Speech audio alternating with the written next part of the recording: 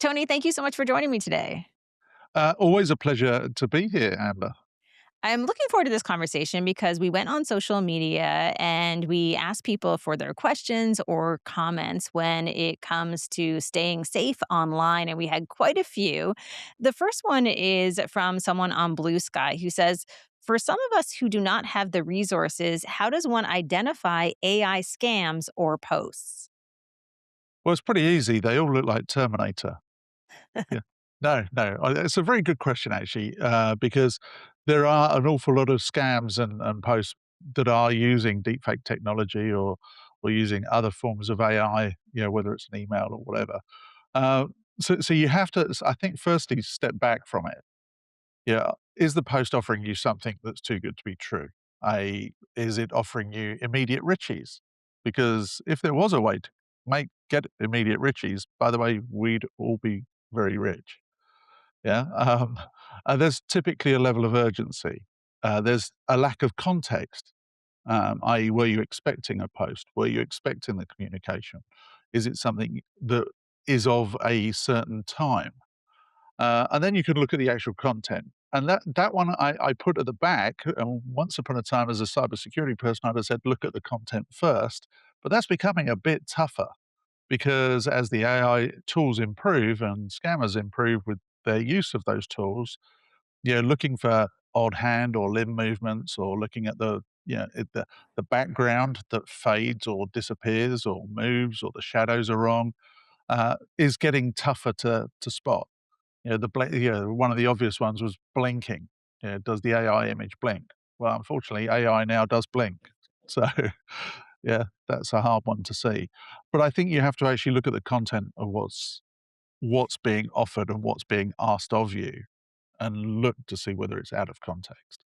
One of the things that I wanted to ask, just as a follow up from me in terms of some of these AI scams, is that sometimes these scams are trying to tap into something that is emotional for a person. And I think about that all the time in terms of exploiting people because it may be this hacker or cyber criminal has been able to learn something about you and then is being really specific with that targeting. Do you see AI in terms of making some of these threats more personalized? Well, let's be clear, it's not AI making the threats more personalized. It's the cyber criminal behind the AI image that's making the threat more personalized. So yes, if somebody starts using your information against you, in effect, say if you've made a post about a certain subject that you're emotional about, and then suddenly you start seeing an offer or somebody communicates with you about that subject, then yeah, I would be suspicious of their whether it's valid. You can start to catch if the scammer is trying to extort money from you. Try and get them on video, and try and get them on video on your terms, not theirs. And what I mean by that is call when you want to call, and call from you. Make sure you're calling them, not them calling you. Yes, ask for a phone number, call them on a phone number, use something off of the platform that you're being scammed on or think you're being scammed on. So ask them if you could FaceTime. It might be harder for them to do deepfake video over other channels. So, take control of the communication in that way. Great advice. Our next question is something that I think comes up a lot, and that is safety when doing any type of financial transaction. And certainly, as individuals, we have to deal with this, but as small business owners, many of them have to face this as well. So, Emma asks banking apps, safety with apps versus web browser banking on same IP. What is your opinion? Right. Okay. That's a good question. Now, let's unpack that into several pieces because there's banking from your laptop with your browser. Now, if you're on public Wi-Fi, don't. I mean, that's a relatively good starting point. Wait till you're on a private network. And if you really must do it from a laptop and you are on public Wi-Fi, make sure you've got a VPN and make sure you're using a trusted VPN. So make sure that you're actually using the coffee shop VPN rather than just a VPN that said it was free. Um, so, but I would try and avoid that. If I was mobile, then I would use an app. and I would actually use the app using the cellular network, not Wi-Fi. And that's because the cellular network is already encrypted. So the cellular network is it's more secure than the public Wi-Fi or the Wi-Fi network. And that's a good kind of a good tip to start with. However, what we must always remember as well, we talk about public Wi-Fi. When you do go into your bank from a browser, so from your laptop, the bank is also encrypting the data between your browser and them as well. So don't worry too much about that. Um, but I would tend to stick to an app because I think it's safer. It's using all the biometrics on the device, so you're signing onto the device with biometrics. It's probably using Face ID or fingerprint ID to actually log on to the actual banking app as well. If you do a transaction, it may re-authenticate. And certainly for the banking apps one of the banking apps I use, if I try and do a transaction with somebody I've not transacted before, it also then does SMS verification as well. So the layers of security on an app are far beyond the layers that are built into a web banking solution. So I would try and stick to it being in an app. This is a really good question that came in from Jill. It's more of a comment, but I would love to unpack it. On LinkedIn, Jill said more and more software companies are embedding third party LLMs or large language models into their software solutions. Businesses must be aware of how their data is being used and stored by these LLMs. Well, that's a very good point. What you put in is what you get out. So if a small business is, and I think this is more of a problem for small businesses that kind of just throw their data at an LLM and say, okay, here's all the data without cleansing the data. So for imagine, just say you've got a customer support system and you've got 5 years of history in customer support interactions, and you throw that into an LLM and turn and say, please start answering my customer support questions for me. Um, the problem is deep in that data somewhere, some customer may well have given you their email address or their phone number. So suddenly, actually, by asking the right questions, somebody might actually be able to get the the new AI customer service system to actually surface that data into their response. And suddenly you find, in effect, you've just breached the customer whose data it was. So it's got to be as good. What you put in, you've got to be really cautious of. So make sure you understand exactly what the training data is that you're training the LLM on. So make sure you're training it on cleansed data that you're happy to be in the public domain. And of course, test it.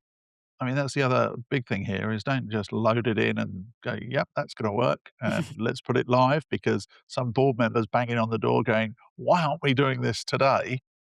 Yeah. Actually make sure you've tested it fully before you put it live as well. A question from Jeff talking about bad bots. And he said, bad bots are driving a third of internet traffic. That's just disturbing. Is this number accurate? Is it worse than we think? Unfortunately, that number is accurate, and in fact, I think globally it's 37%.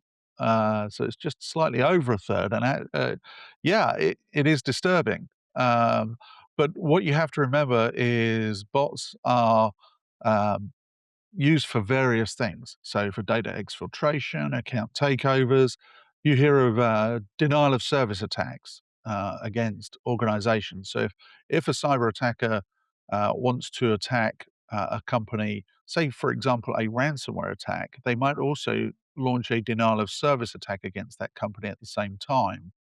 So that not only does the ransomware hit, but actually customers can't get to the company's website to see what's going on either. So you get this denial of service, and denial of service uses botnets to generate traffic from many sources, millions of different sources, all at the same time.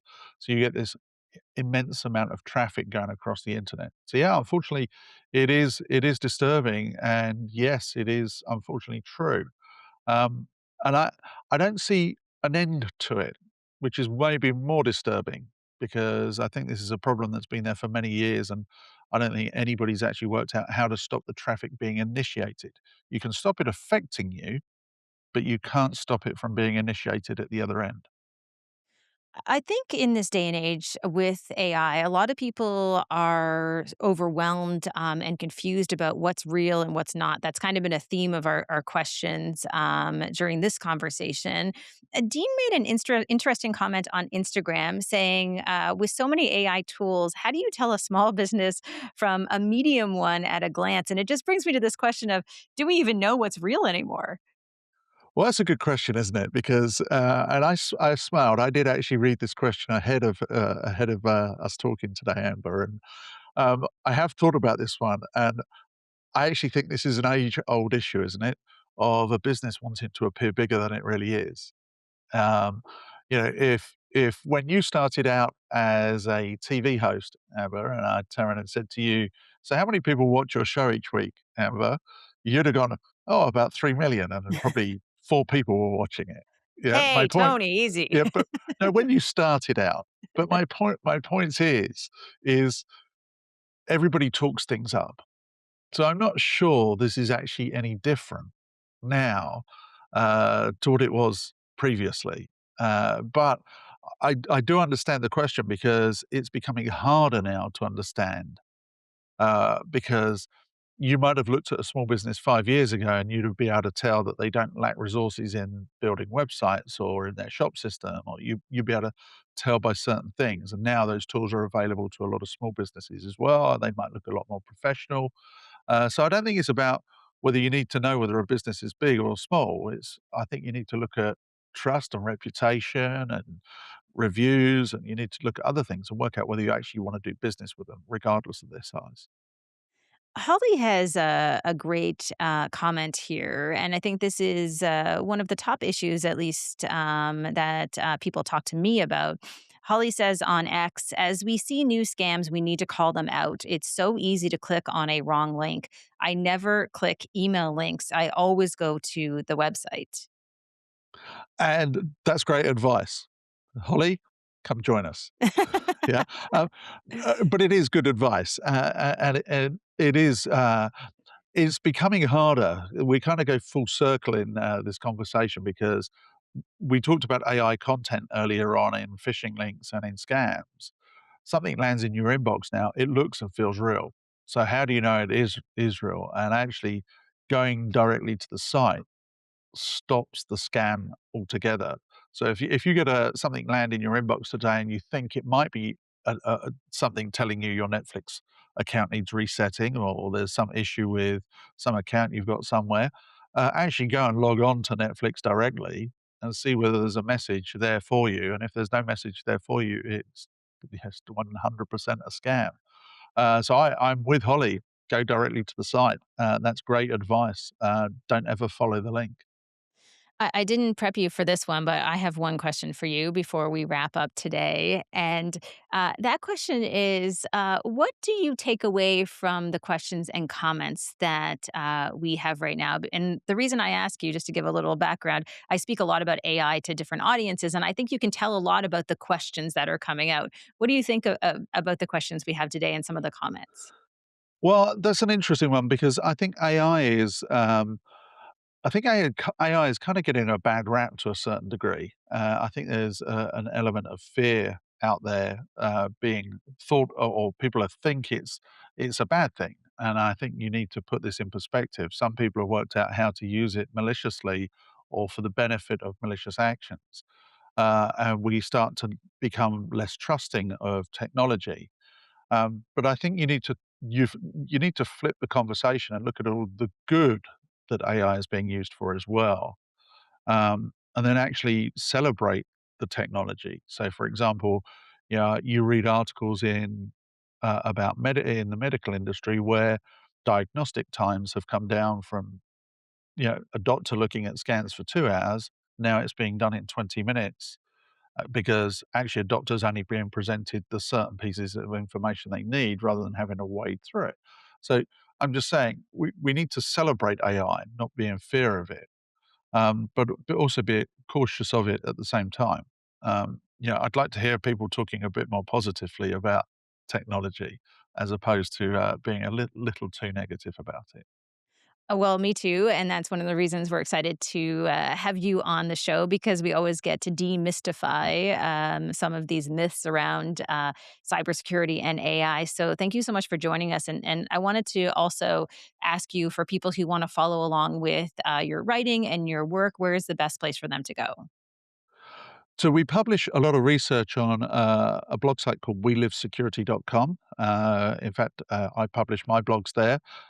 So you can follow us there. And if you want to follow us as a company, ESET.com, you'll find details about our products and services there. Excellent. Well, Tony, thank you so much, and, we'll make sure to do this again so we can answer even more questions, and thank you for joining me today. Oh, my pleasure.